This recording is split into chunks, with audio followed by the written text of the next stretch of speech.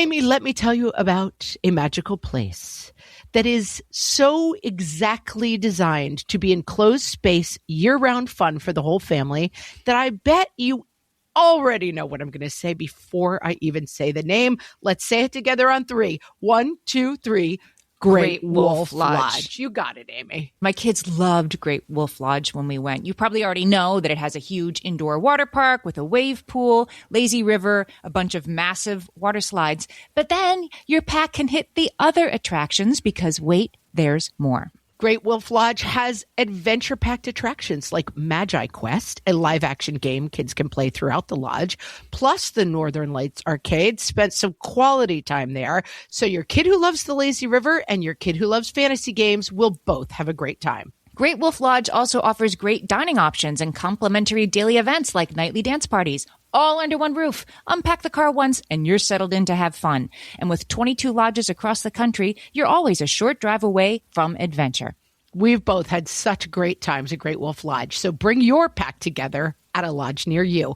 Learn more at greatwolf.com and strengthen the pack.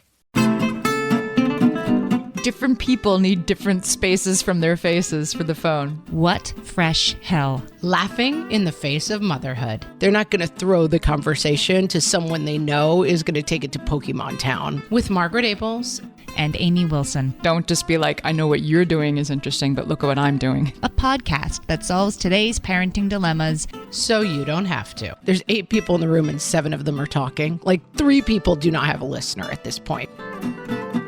Hey, everybody. Welcome to What Fresh Hell, Laughing in the Face of Motherhood. This is Amy. And this is Margaret. And today we're talking about when our kids are bad at making friends. I have a lot of thoughts about this. This is a tough one, right? And it hits you in your soft places when you're a parent and you watch it happening. Right in the feels, right in the... And it echoes as a kid who was bullied and had a hard time making friends. It's also, we need a word that is PTSD light. You know what I mean? Because I definitely know people who had bullying as children that was in the category of PTSD. It was serious. It was damaging. It was psychologically injurious to them. But what's the word? It like evokes my not quite PTSD, but my very, very bad memories of... I believe that's a trigger. I believe a trigger is the word you're looking for. It triggers your own unpleasantness. Yes. Yes. It triggers me in the feeling of both for myself, and my sister was bullied as a kid, my younger sister. And it also triggers for me that like helpless feeling of like watching someone, even though I was not nice to my sister as a kid, as I've established, it's still like nothing bothered me more than people being mean to her, you know? Well, this isn't necessarily bullying. We have to revisit that. We're going to do a total bullying thing too. This is when it's your kid who's bad at it. And that, I think, is the first step. I mean, when we talk about how to break it down, how to figure out like, why is your kid bad at making friends? Is it the situation? Is it your kid? Because that's the first thing you have to accept that's a little bit hard. If you're calling the school or the camp counselor saying, everybody's being mean to my kid, and then the following year you're calling the school again, new group of kids, everybody's being mean to my kid. Or your kid at school is having trouble, everybody's being mean to me. Then your kid goes to scouts, everybody's being mean to me. You probably have something to look at there. It isn't like every kid in the world is mean and your kid's wonderful. It also doesn't mean your kid's mean. It just means your kid might be lagging in some of the skills necessary to make friends, which some kids are born with it and some kids need to study it carefully. Just like reading. Some kids learn to read on their own before they ever are taught it at school, and some kids need to learn it again and again and again to kind of get it. They need it really broken down for them. Yep. And it's hard, I think, when you have kids who struggle with this.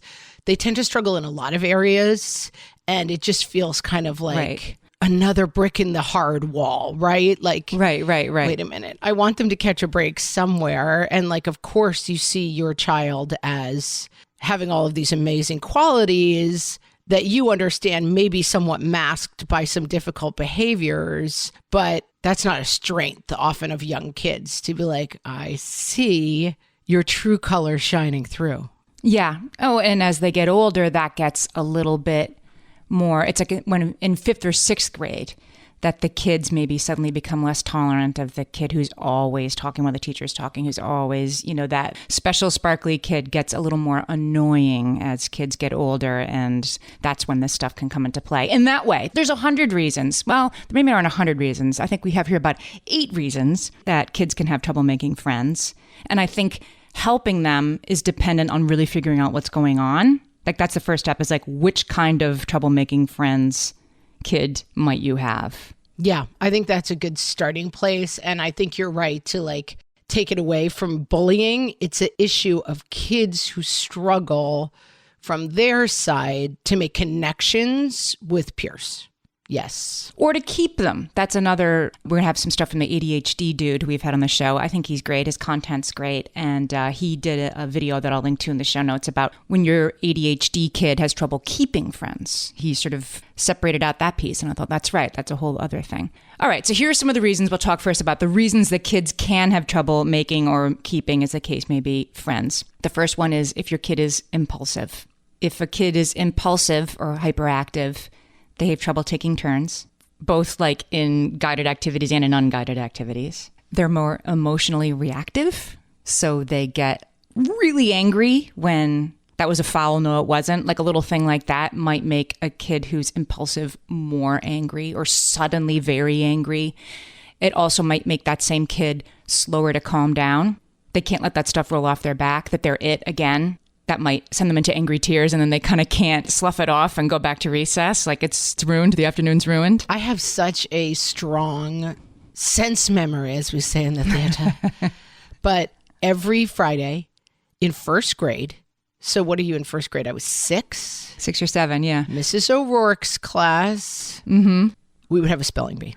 And I would, the night before, going to bed, be like, do not cry if you lose the spelling bee. Do not cry if you lose the spelling bee. Yeah. It's not a big deal. It's totally fine. It's just the Friday spelling bee.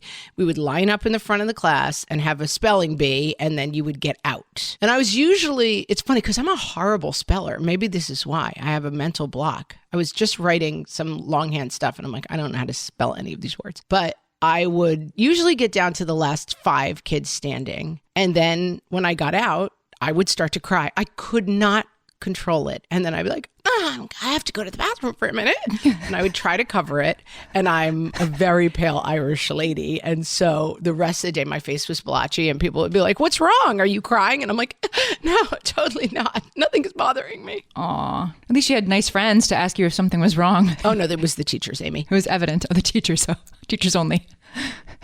But right, people don't tend to want to include kids who cry, fuss, and scream every time things don't go their way. But some kids are wired that way, and it feels very unfair to us as the parents. Like, I knew a kid who, like, sort of backyard games kid, who would always, as soon as things weren't going his way, feign an injury. I may have done this at certain times myself, like, oh, my ankle. And my kids were just like, his ankle's fine. It's every time that he's not winning the game we're playing right now. It's not tears, but it's an injury, which means the game has to stop. Well, that's also, I think it's interesting that kids hit developmental milestones at very different times. And we talk about that a lot. And we also say that developmental milestones, it's okay to hit them at different times, but it can be hard when you still have the kid who's crying when they strike out later than the other kids. That can be a big differentiating thing. Like, we're all not doing that anymore. Even the kid who is still into Toy Story when the kids have moved on to Stranger Things, right? Like, being developmentally at a different level than other kids is part of this challenge. That's a good one. And that's when I don't have it on this list, but being in a developmentally different stage than your peers, either physically or emotionally. I think most of the things on this list, if I'm guessing, I haven't reviewed your list, Amy, I'm coming in cold, but I bet a lot of the things on this list can be tied back to developmental stuff. Sure, like being in a slightly different place. Yes. Yeah. That like a kid who cannot regulate about losing in a game, that's a developmental milestone that they haven't hit yet. and may be very, very delayed in hitting and may never hit. But a kid who can't take turns in a conversation, that's a developmental thing too, you know? That's right. And so I think a lot of this stuff does come down to the other kids have kind of moved past you. So the self-regulation is sort of like impulsivity, but it's a little bit different, right? Like not being able to self-regulate, as you were saying, is like more like I can't take turns talking. I'm not noticing that I've been talking about Pokemon for 15 minutes without letting you tell me about your favorite Pokemon, or maybe you don't like Pokemon that much. I'm not really picking up on that because I'm just impulsive and I'm just going to go. Or the kind of kid who really has to be in charge of every game. That's a different kind of inflexibility, right? Not just the tearful moments when things don't go your way, but it has to be my game in the first place, or I have to be king of the castle or whatever, that I have to be in charge of every moment is a different kind of impulse control that can cause issues. Right. And I think with a group of 5-year-olds, let's say playing soccer, everybody is kind of terrible. It's like a group of cats playing soccer. And then you'll find by 6th grade, let's say, that some of those kids are now extremely good at soccer and some of those kids are not. And that divide is extremely clear to the kids playing, to the point where they will never kick the ball to someone they know who's not good, you know? Yeah, who won't score for their team, right? Yeah, because kids are quite tuned into this stuff. And that's kind of a metaphor for like, they're not going to throw the conversation to someone they know is going to take it to Pokemon Town when they're, you know, in 6th grade or whatever. Again, right. That's a good point. Inattentiveness is another reason that kids can have trouble making or keeping friends. They don't pick up on cues again, or they don't respond to invitations. Like, do you want to come play with us? Like, I don't know, you know, that kind of thing. They don't text back. They don't understand. They don't reciprocate. Now, no, I ask you if you want to sit next to me on the bus home, that kind of thing. They don't understand they're supposed to do that. Developmental, by the way, developmental. Yeah, it is a skill. I mean, it is a skill that I have had to learn. I don't identify as somebody who has struggled with inattentiveness, but I am inattentive to reciprocating friendships. You have to text somebody back. You can't leave it on read. Like, I'm bad about that kind of stuff. And it's a little bit of a like thing I have to make myself do. It's not out of indifference to the person. It's out of, I don't know what, indifference to the task or something. And it just becomes something you have to do. So those kids can struggle making friends if they don't pick up on how you show that you want to be friends with someone. Then there's social anxiety or shyness. I mean, are we calling shyness social anxiety now? Maybe we're kind of getting away from, oh, the kid's so shy. I put shyness or social anxiety, but I'm like, I kind of think it's just social anxiety. Kids who are actually anxious about engaging with others. Yeah, and this is something, I come from a loud, chatty Irish family where like, we often say the problem in our household is that nobody has a listener. Like there's 7 people in the room. There's 8 people in the room and 7 of them are talking. Like 3 people do not have a listener at this point. But that's the water I was boiled in, you know?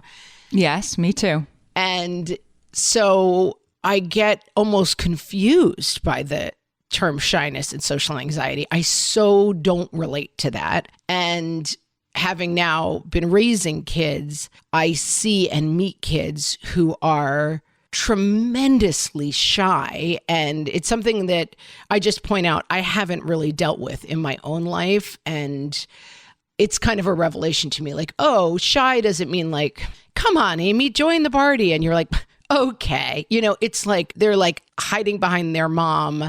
They're, you know, 7th or 8th grade. They're really struggling with this. And it's interesting to me how when you don't deal with certain behaviors, I think of shyness as like, yeah, some people are shy, but you get over it. And it's not like that.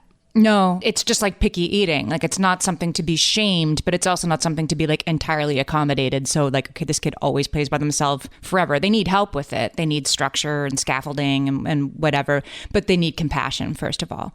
I heard a line about this a long time ago. I believe it was from my sister-in-law, Christina, who I quote often, but she said, it's not a problem until it's a problem for you or them, about like shyness. Like it's okay to be shy. It's not a problem, but look for where it becomes a problem. Like a kid who wants to go to the dance, but couldn't possibly function there. Like a kid who wants to be on a sports team, but is way too shy to try out, and really looking for those places where that exists. So those are the main reasons I think that kids can struggle with making friends. So let's take a break. When we come back, I want to give you the 5 unwritten social rules that some of these kids miss. All right, I'm ready. We'll be right back.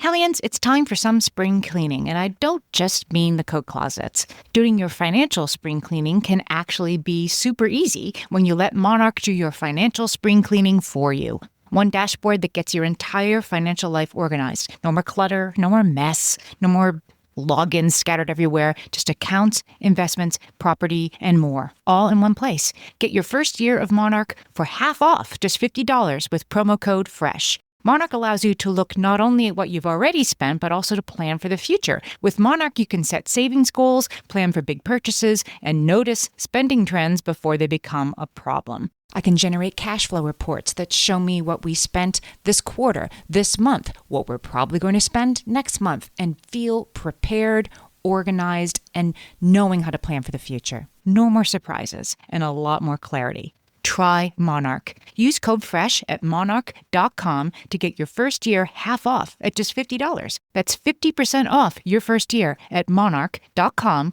with code FRESH. You know that thing where you get an amazing pair of shoes at a really great price and want to tell everyone about it? Yeah, so do we. Here at Designer Shoe Warehouse, we'll give you something to brag about, like the latest styles from brands you love, or the trends everyone's obsessing over, or shoes that make you feel like, well, you. So go ahead, show off a little. Find shoes that get you at prices that get your budget. Head to your DSW store or DSW.com today. DSW, let us surprise you. All my kids learned to swim when they were little. It was super important to me that they be confident and safe in the water.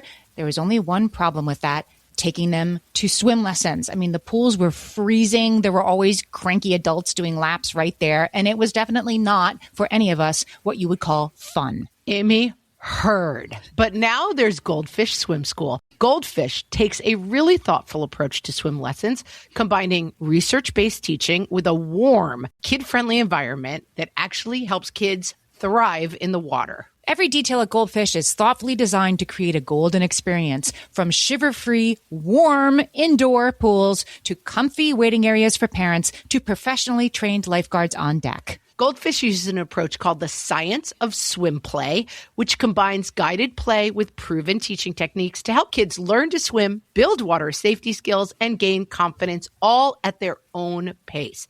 Lessons are designed to meet kids exactly where they're at. If you've been thinking about swim lessons or just wondering where to start, this is a great opportunity. Right now, Goldfish Swim School is offering a waived membership plus your child's first lesson free at participating locations. Just visit goldfishswimschool.com/free to find a location near you and enroll using promo code FREE. That's goldfishswimschool.com/free, promo code FREE. Okay, so you're going to hit me with the unwritten social rules that some kids miss. Yes. And these are like obvious, but they're not obvious to everyone. I remember reading a long time ago about the steps in learning to count, why kids have to learn to count. And there's a couple of steps. You have to learn the words in order, right? 1, 2, 3. Then you have to learn that you count each thing in this group once. Then you learn that you count it only once, and you have to remember which ones you've counted already and which ones you haven't. And then you have to learn that once you've counted each thing once and only once and kept track of that, the highest and last number you say when there's nothing else to point to is the number of things. Like, all those are all separate realizations. That's so funny. Yeah. Isn't that interesting? And they come to some kids. It's like we say about husbands, about like signing up for camp. It's like a 9-step process. It's a 9-step process. Don't forget the medical forms. And it drops from the sky for some kids, and other ones need to learn the 5 unwritten social rules. So this is Lexi Walters-Wright. She's a parenting writer. She wrote these for understood.org. I'll link them in the show notes, but they're good. Okay, the first one is you have to give people polite greetings and goodbyes. Okay. This is like inattentive kids, very socially anxious kids. Oh, I don't know. Impulsive kids, they go. And I will also say young kids. I notice still with my tweens that this is still a, as we call it, developing skill, which is that someone will get in our car and it just always shocks me that they don't say hello to that person. And then I'm like, say hello to that person. Hello, person. It just always shocks me that has to be said. My dad gave me and a couple of my friends rides to school every morning for high school because it was on the way to work for him. And it used to really absolutely infuriate him that these people were giving rides every morning didn't say good morning when they got in the car. They knew to say thank you when we got out of the car, but nobody said good morning, Mr. Wilson, when they got in the car. It drove him crazy, which at the time was so much noise to me, but now I understand what he was talking about. Yeah, kids know how to do that. And these are norm things too. This is customs and but these change a little bit, that the greeting of an elder, I think some of this stuff is a little bit more out of its manners in a way that maybe kids these days, it's not as formal. But say your kid has somebody over for a play date, they should meet them at the door and say, hi, Henry, come in. And at the end, bye, Henry, thanks for coming. They should do that. And they don't necessarily, some kids just get it and some kids need to have that sort of explained to them. Yes. I mean, my kids would never do that, but I get the general point. It would, it would help in the terms. None of these make your kid a bad kid for not doing them. They're just things the kids may or may not pick up on that are in general helpful in the making friends category. Number 2, that you take turns talking. I struggle with this still. Don't interrupt. And respond to what the other person's saying. Don't just be I know what you're doing is interesting, but look at what I'm doing. But what I have to say is so interesting, Amy.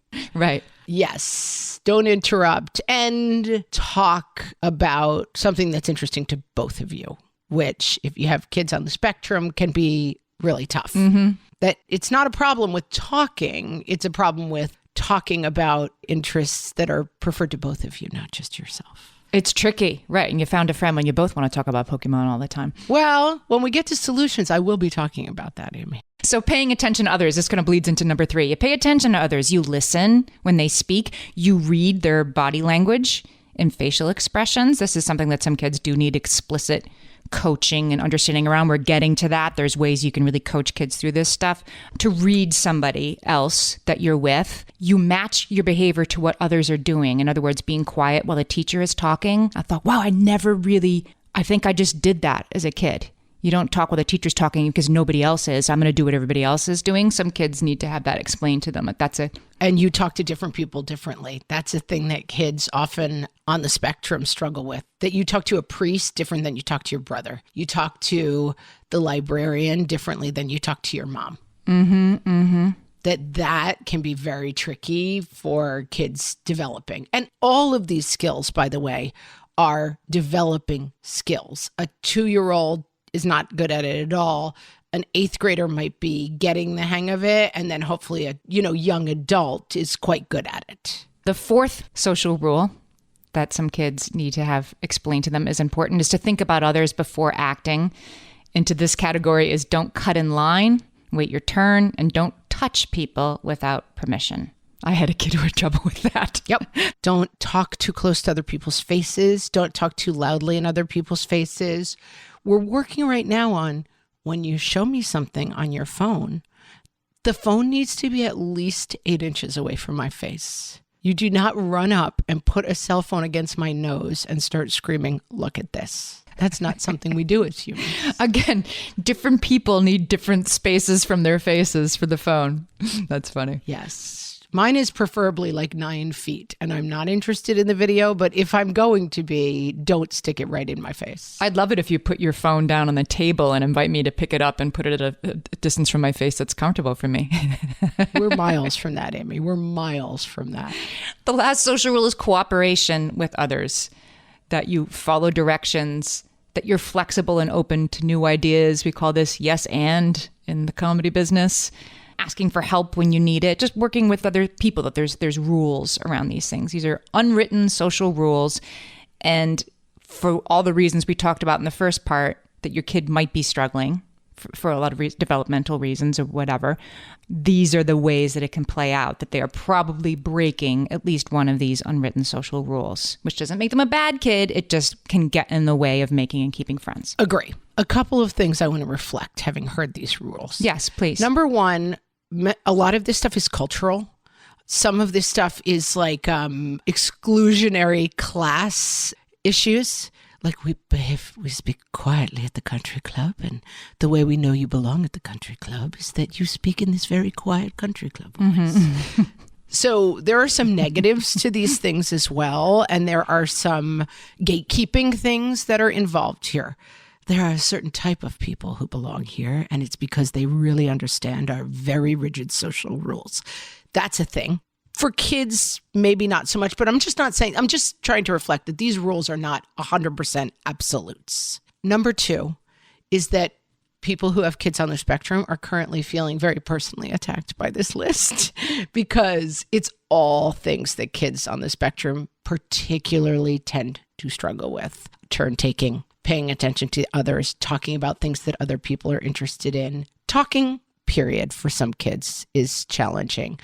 Cooperation, all of these things can be really challenging for kids on the spectrum or who are super quirky or have special needs in other ways. And so I think that the reason I push back a little bit is, I usually come out on the side of like, you have to take your kids to the world, but it's also okay to look at the world and be like, maybe the most important thing about a person is not that they can adapt their behavior to the center of the bell curve.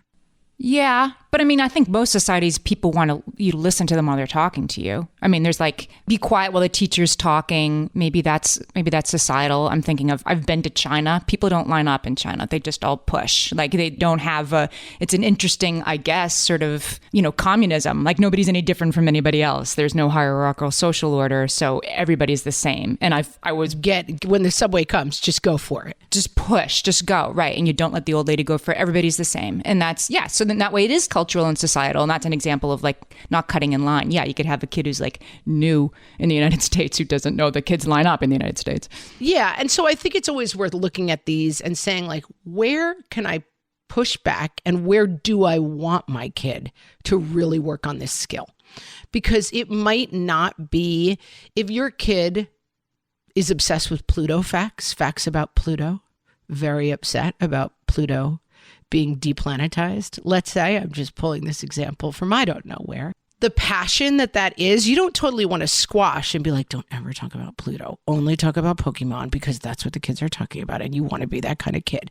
Right. So like there's some balance to be found, I would say, with these skills. If you know that these are social rules, that like societal expectations that your kid might be struggling meeting, and it doesn't mean that the rules are great or your kid is bad. It does mean that it might be one cause of friction at school, which you probably need to start with talking if you have a good relationship with the kid's teacher or the kid's scoutmaster or the kid's ballet teacher. If you're hearing that there's problems with the kids at school, go to the teacher if you have that relationship at a time of their choosing. Get the fuller picture, which might include, Henry is touching everybody constantly, and I am seeing a lot of conflict. It might be that your kid can't keep his hands to himself. It might be your kid just sits in the corner and kids ask her to play and she doesn't even answer them. And it might be happening.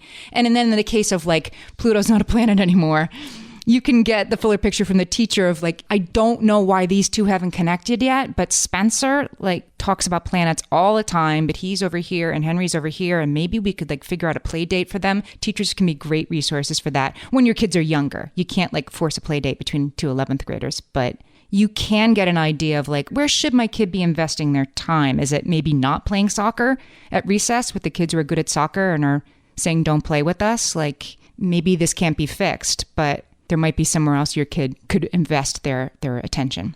And one thing that you said there as like a precursor, but I think it's really important to dial in on, a variety of activities can help a lot of kids. So like a kid who doesn't fit in with like a very sporty school. I have a kid who's now, against my wishes, playing sports, but I definitely see some of these schools and I'm like, wow, I would hate to have a kid who goes to this school who wasn't super sporty. Like you can see that the whole school is just oriented around the sports team. And I mean, I think a lot of schools are like that in terms of like the popular kids or whatever, but your kid may have trouble fitting in if they're in a class of all super hardcore sporty kids if sports are not their thing. But they might do really well in a robotics club that meets in town. They might do really well in scouts. I'm a scout mom, but I have found that scouts is a little bit, and maybe it depends where you are, but it's a little the island of the misfit toys. It tends to be. And I think that kids do best when they have somewhere that they thrive. I think that place can be home, but for them to sort of start figuring it out on their own. And I definitely have had teachers reflect to me like, hey, could we take this really strong interest in this topic? There's a club that meets. There's a car club that meets. And some of these activities are like a bunch. I have a kid who's super interested in corgis of all things. We've never owned a dog, don't have a corgi. They love corgis. And there's like a corgi meetup once a month in New York City. And it's not even for kids, it's adults, but like For overinvested corgi owners. Right. let's go down and play with the corgis for an hour, and they don't mind. They're super thrilled to have anybody who likes corgis around. And I think that helping to create a variety of spaces and places where your kid might thrive is extremely important, because I know for myself, I never thrived at school. And so it was important for me to have after school theater and places where I could be a little bit weirder and be accepted versus just spending all day, every day like I'm the loser. I'm the one with nothing to offer because I'm terrible at sports. And there can be new clubs. It can also just be a new playground that you don't usually go to, a new library story hour at a different town that you don't usually go to. And if you want to bring the win closer, I used to do this with one of my kids who was, a little slow to warm up. Let's put it that way. I wouldn't say socially anxious. I would say slow to join, slow to warm up. If we were going to the playground with the sandbox, I would bring like a couple of trucks in the stroller, not just one for this child to play with, but several options. And I would put them in the sandbox with my kid so that there was not going to be an issue of sharing. There are 3 or 4 trucks. Well, it's bees to a flower. Soon enough, there were other kids who wanted to play with the trucks. And then I let my kid practice sort of like, sure, you can have this if you want. And then all of a sudden they're playing trucks together. That's possible when they're 4. It's not possible when they're 14, but you can find them a club outside of school that might really match their interests. And it's different kids. I have a couple of other good tips having walked this road. I'm going to share them when we get back. Amy, when I'm having a good hair day, it usually makes my whole day better. And that's why on every day, I'm taking Nutrafol. Nutrafol is the #1 dermatologist-recommended hair growth supplement brand. And it's the #1 hair growth supplement brand personally used by dermatologists. Nutrafol's hair growth supplements are peer-reviewed, NSF certified for sport, and clinically tested. Nutrafol offers multiple formulas for men and women tailored to different life stages and lifestyle factors, so you get support that's actually right for you. Adding Nutrafol to your daily routine is easy. Order online, no prescription needed, with automated deliveries and free shipping to keep you on track. Let your hair be one less thing to worry about. See visibly thicker, stronger, faster-growing hair in 3 to 6 months with Nutrafol. For a limited time, Nutrafol is offering our listeners $10 off your first month subscription and free shipping when you visit Nutrafol.com and enter promo code LAUGHING. That's Nutrafol.com, spelled Nutrafol.com, promo code LAUGHING. My favorite skincare products actually feel more like self-care, like they're so nice to put on and they smell so good that I'm actually happy when I get to that part of my day. And I swear that is how I feel about Osea's anti-aging body balm. Amy, you are usually the lotions and potions queen on this podcast, but I have to say, hard agree. Osea's anti-aging body balm is a liquid silk body balm that combines the lasting hydration of a lotion with the firming power of a serum, leaving skin smoother and firmer. This body balm is clinically tested and designed to deliver visible results you can see and feel. So we've gotten to use this product for a couple of months now, and I swear I have really noticed firmer and smoother skin, like on the back of my hands. It's like getting a mini spa treatment from head to toe. Get a spring-worthy glow with clean, clinically tested skincare from Osea. And right now, we have a special discount just for our listeners. Get 10% off your first order site-wide with code FRESH at OseaMalibu.com. That's 10% off your first order with code FRESH at OSEA Malibu.com.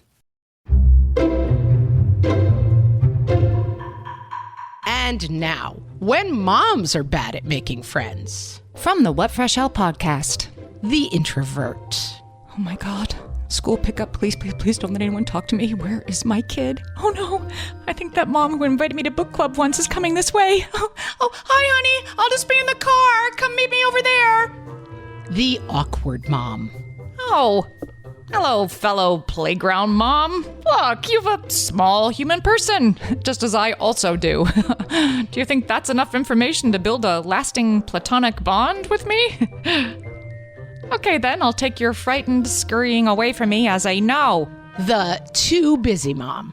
Oh my God, yes, we need to hang out. Looking at my spreadsheet calendar, I think I might be free for a quick cocktail like next August around 4 p.m. The just can't make normal conversation mom. Don't talk about serial killer documentaries. Do not talk about serial killer documentaries. 3 minutes later. And then it turned out he had a whole pile of bodies in his barn. Where are you guys going? The 9 hours of sleep needer. I would love to come to Bunko night, but it starts at 8. And that's 30 minutes after my bedtime, so it's a hard no from me. The oversharer.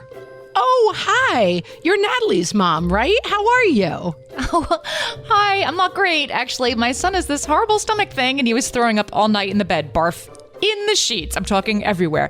And my husband's boss is a piece of work, but it's not like he can just start looking for another job right now. He is in a very tough field. And I'm really starting to worry about my mom's health. She has this weird rash, and the doctors say it's fine. But you know, sometimes these things seem innocent, and the next thing you know, you're dealing with the flesh-eating virus of the face. Oh, I'm sorry to hear that, Natalie's mom. Oh, no, my daughter's name is Linda. I don't think we've met. This has been When Moms Are Bad at Making Friends. From the What Fresh Hell podcast.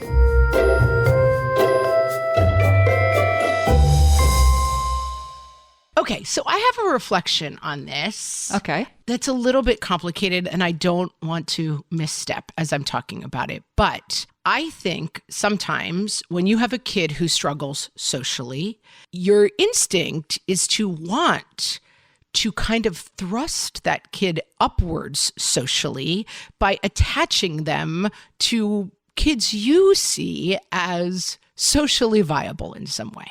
And I think sometimes you have to check yourself on that.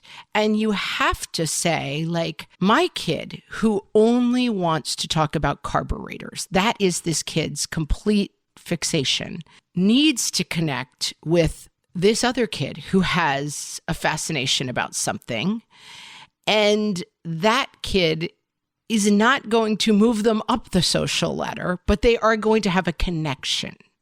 Does that make sense? Yeah. I think it can be a little bit hard when you feel like the key, and I think that we bring a lot of baggage to this, that the key to being happy in middle school is to be right in the middle of things and to fit in. The fat part of the bell curve, as you say, right? You're right in the middle of the pack. In the fat part of the bill, like kind of invisible, but kind of floating along. And that not all kids belong in that space.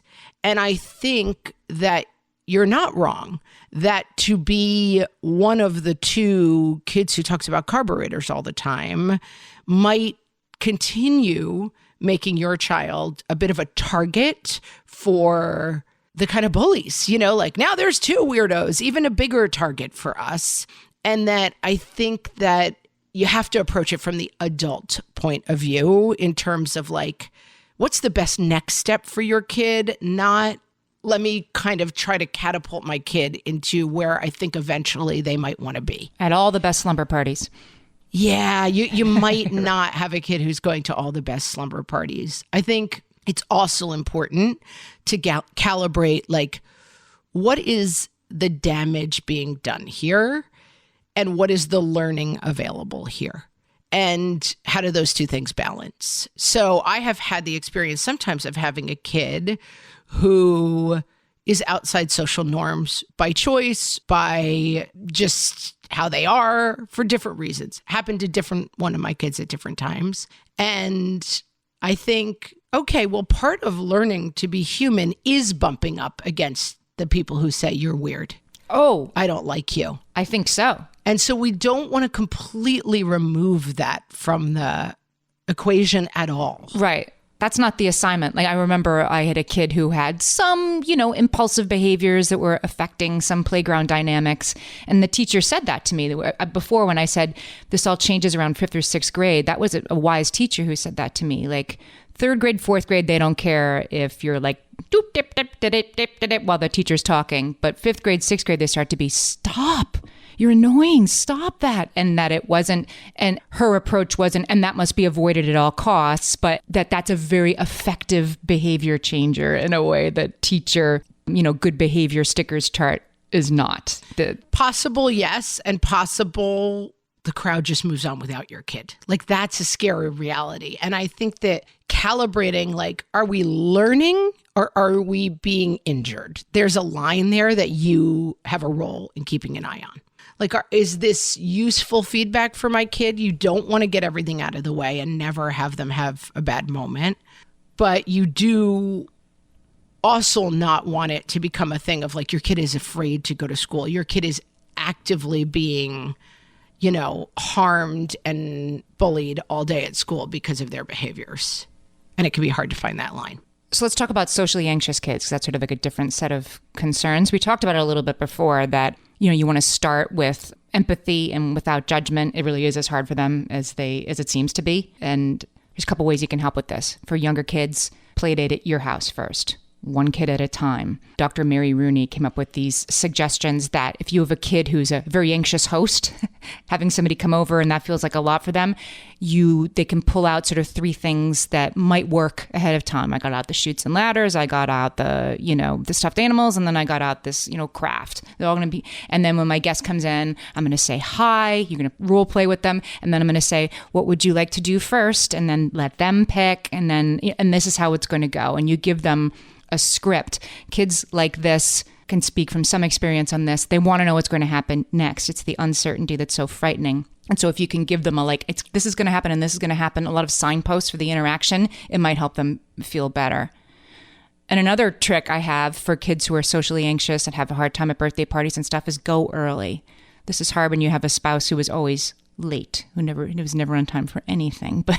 But it helps if you have a kid who has a hard time joining the group, if they're the first person at soccer practice on Saturday mornings, if they're the second or third person at the birthday party at the Jumpy Castle place. It's like get there a little early and give them time to warm up in the place rather than be the last one there and it's almost time to open presents already and then they don't know how to enter that. 2 more things that I want to get to. Number 1, social skills groups and classes. They offer these classes a lot of places. And even if you're somewhere where there isn't a class available to you in your town, you may be able to find one online, Zoom. And I have had good luck with social skills classes. Another skill builder is talking on the phone to older relatives. Often kids have more trouble with peers. Peers are much more unpredictable than adults.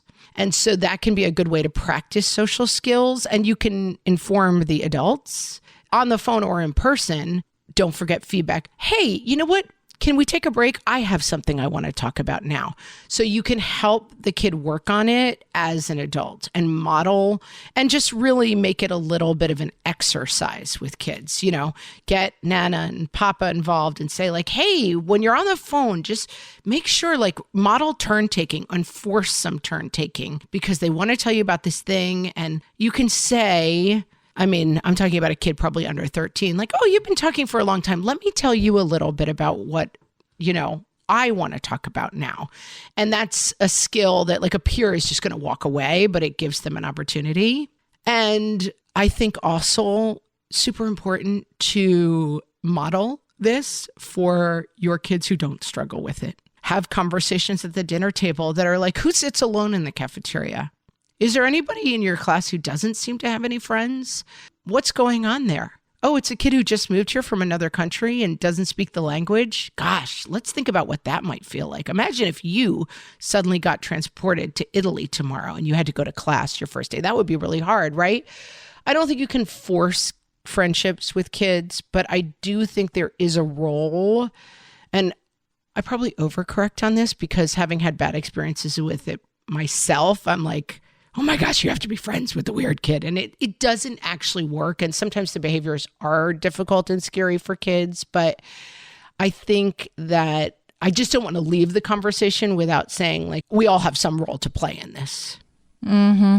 I want to tell everybody that if you're interested in these sort of skills classes and some more structured support for your kid, I'm going to put a link in the show notes. Sue Larkey, she actually lives in Australia, so you probably can't go visit her, but she has a lot of resources. She teaches kids who are on the autism spectrum, and she had this great breakdown of social scripts, which is like, say your kid is an issue and it's taking turns on the play deck. It's not touching anybody when they line up for music class, whatever their thing is. You're such a New Yorker by saying play deck, but keep going. Play deck, yes. My children play on the roof here in New York City. You're right.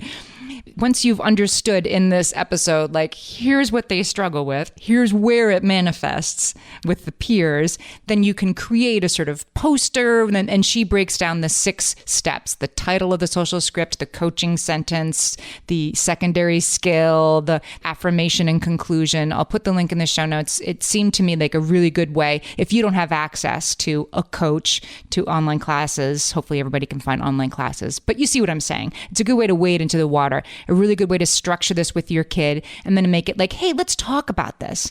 It must be hard when you've been sitting down for a long time to line up for music class and keep your hands to yourself and not be super wiggly. I get it. I'd be the same way. So let's talk about this. And then you talk through the steps together. You create this little poster together and you print it out, and then they look at it and they have literal explicit steps. For certain kids, for certain ages and stages, that's a great answer. They just want to be walked through it. Like we say, tell me like I'm 8 years old. Like, explain it to me like I'm 8 years old, how I'm going to keep my hands to myself. The only thing I will add is everything is not an opportunity for learning. And I have dealt with this with kids who are struggling, that sometimes they just need to be like, this was terrible. And I have made the mistake and I offer this to you because it has not gone well for me.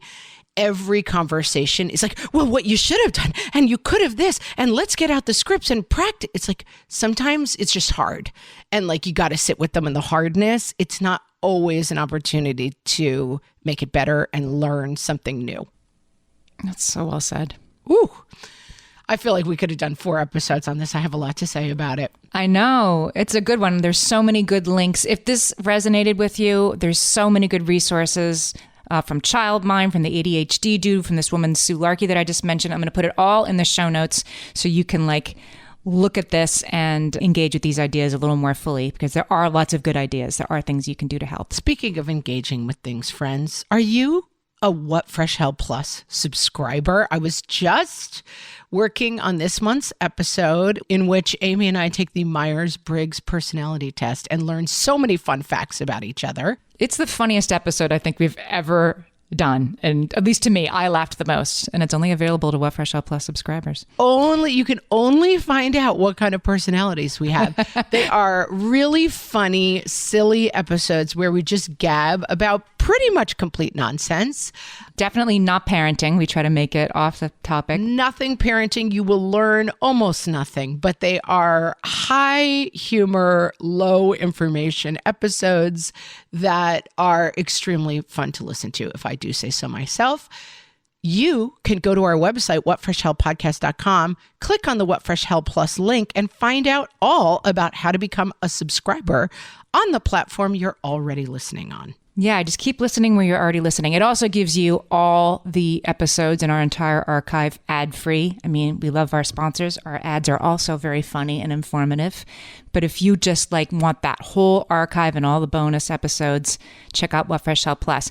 Like Margaret said, on our website. It's also in our Instagram, link in bio. You can find it there and in the show notes for this episode. Thanks so much for listening, and we will talk to you next time. So long.